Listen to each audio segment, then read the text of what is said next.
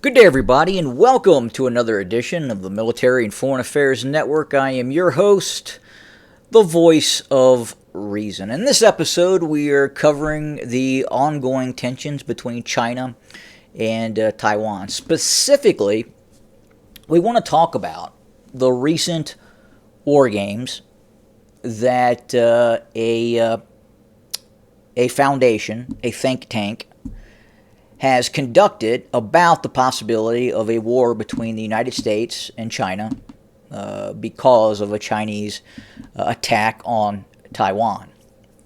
The think tank that conducted this war game is the Center for Strategic and International Studies. Now, the war game was conducted 24 times. And according to the Center for Strategic and International Studies, the United States would take thousands and thousands of casualties. The Chinese would take tens of thousands of casualties. One of the leading statistics that the Center for Strategic and International Studies has reported from these 24 war games was almost in every game that they played, in every of these war games, the United States would lose 2 aircraft carriers. The Center for Strategic and International Studies says that because of U.S. doctrine in which the United States forward deploys aircraft carriers into these international hot zones, such as the Straits of Taiwan or even near Taiwan. And that is the reason why the Chinese would then target these aircraft carriers and have the ability to sink these aircraft carriers. The primary method in which the Chinese would attack and sink these aircraft carriers, these U.S. aircraft carriers, was through the use of short to intermediate range ballistic missiles and or long-range anti-ship missiles fired from either Chinese bombers, strike aircraft, or from mainland China itself. It is believed that the Chinese have a ballistic missile that works in tandem with spy satellites, long-range radars, what have you, that has the ability to target and hit an aircraft carrier either at port or at sea. Now, we don't know if this capability is real. It's possible. We have seen indications that it is very possible that the Chinese have such capability. Now the question is what kind of counter capability does the United States have in preventing its ships being attacked within 1,000 miles of the Chinese mainland? Now I have to differ in the opinion of this think tank, of the Center for Strategic and International Studies. So why do I don't fully buy into the United States would lose 2 aircraft carriers in a war against China? Well, before I explain my opinion on this, I think it's worth noting and talking about this quote-unquote war game that this think tank, the Center for Strategic and International Studies, did. It's very important to talk about this war game. So, believe it or not, the war game was conducted on a tabletop. So when you hear war game, you immediately think, well, it was probably some sort of computer simulation. And there's some great computer simulation software out there that could replicate a war between China, Taiwan, and the United States. And I'll talk about one that is out there. But again, this think tank was using a tabletop. They were using two large maps. One, a map of kind of like you see here in front of you, an area where you would see China, you would see the sea lanes around China and Taiwan, and then Taiwan. And then a second map was a closer in map of the actual the island of Taiwan, where ground engagements would be fought. And there's a problem with that. So anytime you're using a tabletop format, the only way to really get results is through the use of dice or opinion-based input. Meaning what individuals, referees, proctors of the war game believe what would happen in a certain engagement. And that leaves room for quite a bit of realistically the same thing happening over and over again. And again, in this tabletop engagement, which again, I don't believe would accurately reflect what would happen on the ground and in the airspace and in the sea lanes around Taiwan. Again, these same tabletop type of gaming, and again, this is a lot like Axis and Allies. I don't know if you remember that game, but obviously more intricate, but at the same time, probably not as accurate as some of the PC simulations that are out there. War games that you can play and analyze on computers. But again, the outcome for 24 games was relatively the same. The loss of 2 aircraft carriers. And in the end, the United States defeats China. Now, with the loss, again, of thousands of personnel and up to 100 aircraft and 10 to 20 other surface vessels as well, just the United States. Now, I would imagine if this game had been played, say, Russia versus Ukraine, we may have seen something completely different than what is taking place now within the scope of that conflict. So, just because this was played on this tabletop, and just because, again, 2 aircraft carriers are lost every time, that does not mean that is going to happen. And this war game was on news networks. News networks reported this war game as if it was very, very possible that would be the outcome. And I would contend that in reality, a war between China, Taiwan, the United States could look very, very different than what people actually think is going to happen. So one of the key components of a U.S. strategy to fight the Chinese is really not discussed that much. In the mainstream media, again, they tend to talk about, as does this think tank, the deployment of U.S. aircraft carriers.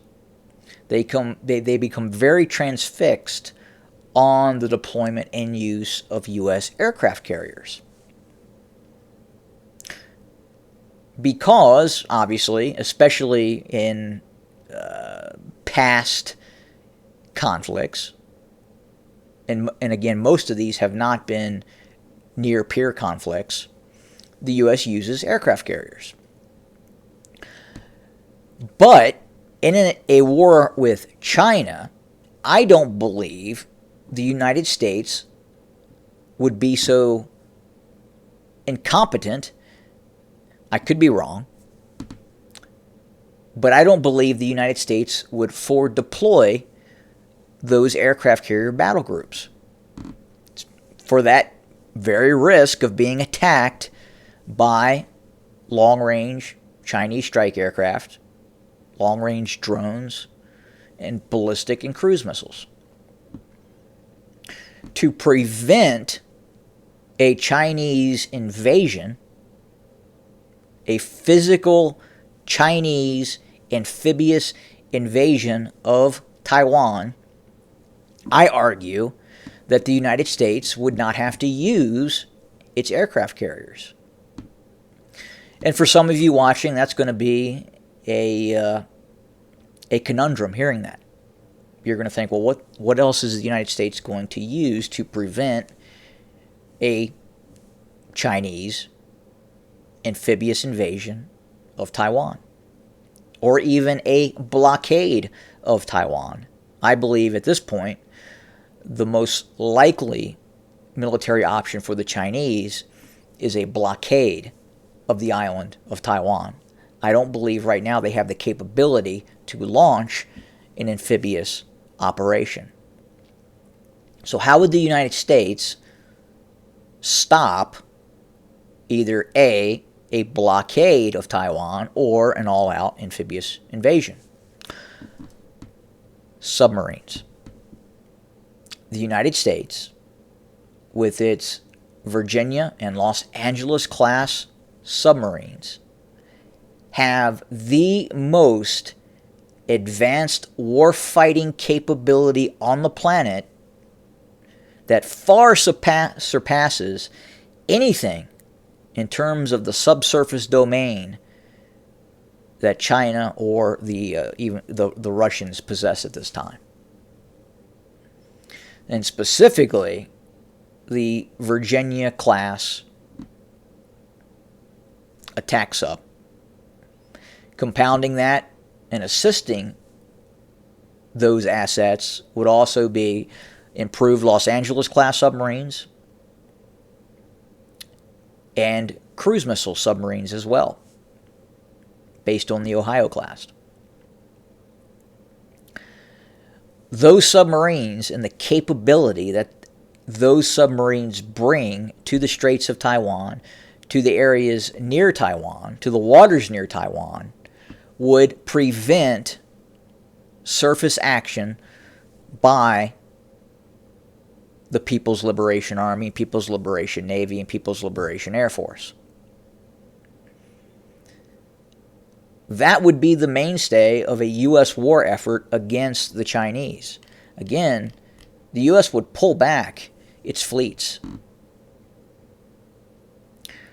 Now, obviously, it is reported that the Chinese have some rather lengthy in range ballistic missile systems that could reach out and touch, meaning thousands of miles away from mainland China. But again, the further the United States stays away from China, the better the outcome in terms of not letting the Chinese sink those surface battle groups. The Chinese don't have the capability to track and destroy those Virginia-class subs operating near Taiwan. Those submarines would be launching cruise missiles, Tomahawk cruise missiles, harpoons, and even torpedo attacks, possibly. I would think that much of what the United States would do against the Chinese would be standoff attacks with cruise missiles, with B-2 stealth bombers that would seriously degrade and cause tremendous casualties on the Chinese Navy. Remember, one U.S. Ohio class cruise missile submarine can launch 150 plus Tomahawk cruise missiles. We've got 4 of those. So again, this would be a war between China and the United States. It would be a standoff war. Again, I believe that the United States would first and foremost rely on its subsurface warfare assets. And that would greatly reduce the casualty rates seen on the U.S. Navy. Now, would that prevent cruise missile strikes and ballistic missile strikes against targets in Japan, Okinawa? Would it prevent the targeting of bases such as possibly Diego Garcia or Guam? No, it wouldn't. And yes, the United States would lose aircraft. They would lose air bases as a result of those strikes.